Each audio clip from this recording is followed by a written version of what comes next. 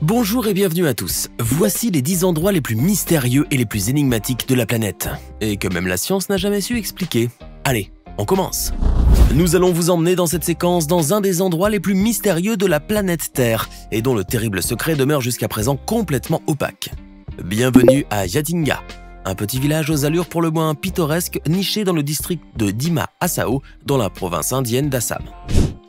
Ce minuscule patelin, qui compte à peine quelques 2500 âmes, est réputé pour la magnificence de ses paysages montagnards et ses sublimes panoramas que seule la nature indienne arrive à nous offrir. Malheureusement, ce paradis terrestre est aussi réputé pour être un endroit à la réputation très triste et sinistre, puisqu'il s'agit d'un véritable cimetière pour oiseaux.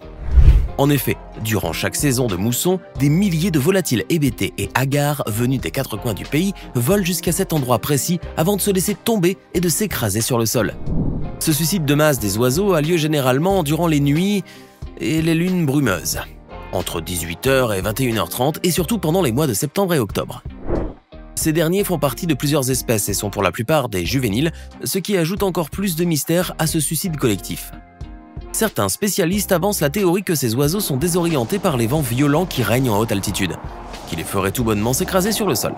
Mais il est certain que cet étrange cimetière pour oiseaux n'est pas prêt de livrer tous ses secrets, aussi terribles et obscurs puissent-ils s'avérer. S'il y a bien encore un endroit encore totalement vierge sur Terre et que nul être humain n'a encore jamais foulé de ses pieds, c'est le Gangkhar Puensum. Si vous ne savez pas où ça se trouve, ce n'est pas trop grave car de toute manière vous n'irez jamais dans cet endroit. Mais si vous êtes un grand amateur de géographie et que l'Atlas fait partie de vos livres de chevet, vous saurez peut-être que c'est une montagne située le long de la frontière entre le Bhoutan et la Chine, et dans l'est de l'Himalaya. Culminant à 7570 mètres d'altitude, ce sommet est considéré à ce jour comme le plus haut sommet vierge du monde, puisqu'il n'a jamais été gravi de mémoire d'homme. Le Bhoutan considère en effet les montagnes de plus de 6000 mètres comme littéralement sacrées et ne devant en aucun cas être profanées par des alpinistes. Le pays interdira d'ailleurs cette discipline dès 2003, prohibant ainsi toute escalade à but sportif dans l'ensemble des montagnes du pays. Nul ne sait donc à quoi peut réellement ressembler le sommet du Gangkhar Puensum, ni ce qui peut bien s'y trouver finalement, puisqu'aucun alpiniste n'y a jamais pu mettre les pieds. Veuillez boucler maintenant vos ceintures et bien vous cramponner à vos sièges, car nous nous apprêtons à atterrir tout de suite sur la splendide planète de Socotra. Vous pouvez admirer la surprenante diversité des paysages par vos hublots, mais gardez toujours à l'esprit que derrière toute cette incroyable beauté se cache un environnement qui vous est hostile. Vous pouvez maintenant enlever vos scaphandres, l'air est complètement respirable et le climat est plutôt doux pour cette période de l'année. Car Socotra n'est pas une lointaine planète perdue au fin fond de la galaxie, mais un endroit qui existe bel et bien sur notre chère planète bleue.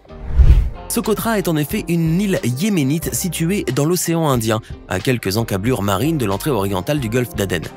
Mesurant 133 km de longueur sur une quarantaine de kilomètres de largeur et atteignant une superficie totale de 3579 km², Socotra est une grande île au paysage lunaire et fabuleux, peuplée d'espèces endémiques. En raison en effet de son isolement géologique, ainsi que de son climat très aride, cette île abrite un peu plus de 700 espèces complètement uniques au monde. C'est d'ailleurs pour cette raison que Socotra est considéré par beaucoup comme un véritable trésor de biodiversité dans la mer d'Arabie. Et il n'y a qu'à voir l'étonnante forme en parapluie de ces arbres pour finir de s'en convaincre. Le dragonnier de Socotra est en effet un arbre qui ne pousse que sur cette île et dont la sève très rouge, présentée comme étant du sang de dragon, était très recherchée comme colorant naturel. La structure de Richat, également connue sous le nom de l'œil de l'Afrique, est une étonnante formation géologique située en plein désert du Sahara mauritanien. Mesurant un peu plus de 50 km de diamètre, cette curieuse structure géologique de forme circulaire a longtemps intrigué les scientifiques de tous bords sur ses origines. Le consensus scientifique voulait en effet que ce cratère géant, observable carrément depuis l'espace, ait été causé par l'impact d'une chute de météorites. D'autres théories encore plus farfelues tentaient d'expliquer ce mystère de la nature, comme celle affirmant que le cratère était dû à une frappe de foudre assez puissante pour pulvériser la roche. Mais il n'en est rien en vérité, car les découvertes géologiques les plus récentes ont démontré que l'œil de l'Afrique n'est rien de moins que le résultat d'un phénomène volcanique géant qui date de plus de 100 millions d'années. C'est en effet un dôme magmatique qui s'est effondré sur lui-même et qui a subi une lente érosion différentielle, créant ainsi ces énormes anneaux concentriques de la structure. L'œil de l'Afrique ne s'est donc jamais fermé depuis l'époque du Crétacé, fixant ainsi le ciel et les étoiles sans jamais se lasser. Vous qui aimez tant les destinations insolites et les voyages des paysans, avez-vous déjà songé un jour à aller faire un petit tour du côté du mont Roraima? N'essayez pas de taper le nom de cet endroit sur Google Maps, vous ne pourrez rien trouver de pertinent de toute manière, car cette montagne perdue dans le nord de l'Amérique du Sud est totalement empreinte de mystère, à l'image des brumes qui caressent son sommet si singulier. Cette impressionnante formation géologique est en fait ce que l'on appelle un tepuy, une montagne tabulaire caractéristique du plateau des Guyanes. Son sommet est ainsi formé d'un large plateau atteignant une hauteur de 2810 mètres à son point culminant et peuplé d'une merveilleuse faune endémique. Certaines espèces de plantes carnivores ne se trouvent en effet que dans ce mystérieux endroit, ainsi que différentes sortes de reptiles et d'amphibiens et de nouvelles espèces qui sont d'ailleurs découvertes chaque année. Nul n'a jamais pu percer à jour les secrets de cette montagne et de son incroyable diversité biologique. Car si on sait aujourd'hui que c'est l'érosion naturelle des eaux et du vent qui ont façonné ce monument naturel de pierre, personne ne peut prétendre toutefois connaître les raisons qui font que certaines espèces ne peuvent être trouvées nulle part ailleurs dans le monde. Lorsque vous vous rendez sur un atoll paradisiaque du Pacifique, la dernière chose à laquelle vous pouvez penser, c'est que l'endroit puisse être hanté. Vous imaginez mal en effet comment un tel havre de paix avec son sable blanc, ses eaux turquoises et ses cocotiers puisse accueillir une présence paranormale quelconque. Alors vous sirotez votre délicieux cocktail tout en vous adonnant aux joies du farniente, sans plus vous soucier de la question, car pour vous, une île du Pacifique ne rime qu'avec le bonheur et la détente bénéfique. Mais si jamais vous posez les pieds un jour sur l'atoll de Palmyra, vous risquez très probablement de passer de bien mauvaises vacances, et c'est le moins que l'on puisse dire. Situé à plus de 1765 km au sud-ouest d'Honolulu, en plein cœur de l'océan Pacifique Nord, cet atoll lilliputien dont la superficie ne dépasse guère les 12 km² est pourtant l'archétype de l'île corallienne au sable fin et à l'eau claire et limpide. Mais au fil du temps, d'inquiétants incidents ont été répertoriés sur les côtes de l'île, des incidents trop fréquents pour être de simples coïncidences.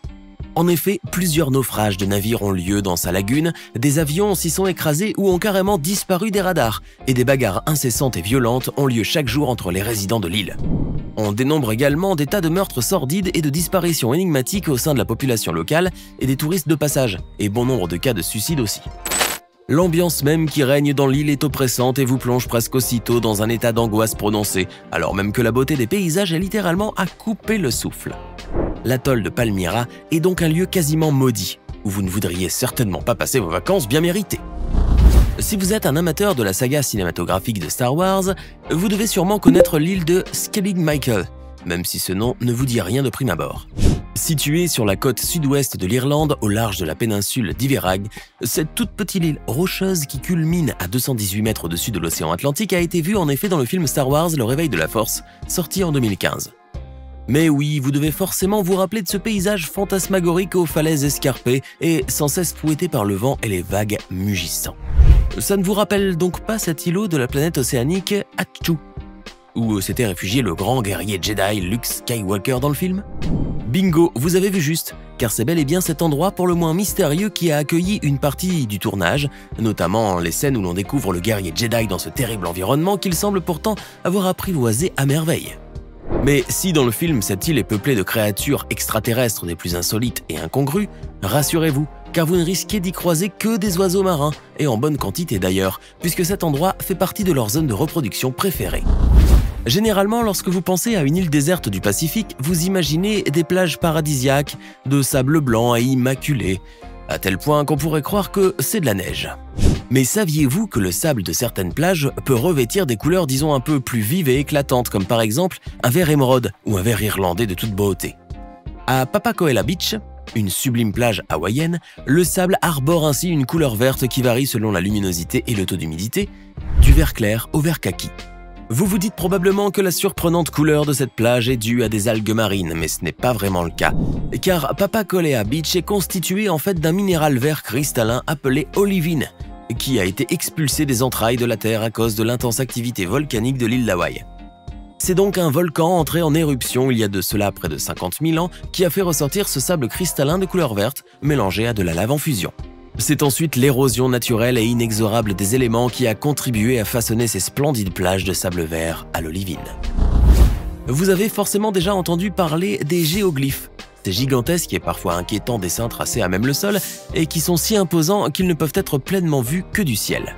Les plus célèbres de ces géoglyphes demeurent sans conteste les lignes de Nazca au Pérou, qui représentent des animaux et des insectes et dont le mystère n'a jamais vraiment été résolu. Mais il en existe des centaines d'autres dissimulés à travers le monde et que l'on continue encore à découvrir au jour d'aujourd'hui. Une des plus importantes découvertes de géoglyphes dans le monde concerne celle faite au Brésil en 1980, en plein cœur de la forêt amazonienne. D'énormes structures géométriques qui dateraient de plus de 2000 ans ont en effet été trouvées par des archéologues qui sont littéralement tombés des nues par l'ampleur de cette découverte. Les formes géométriques creusées assez profondément dans le sol ont pu ainsi résister à l'érosion du temps et des éléments durant pratiquement 2 millénaires. Mais malgré sa bonne conservation, ce site archéologique n'a pas encore révélé ne serait-ce qu'une infime partie de ses secrets, et les recherches sont toujours en cours pour tenter d'apporter quelques débuts de réponse. Et comme toujours sur votre chaîne YouTube adorée, nous vous avons réservé le meilleur pour la fin, avec cette séquence pour le moins renversante.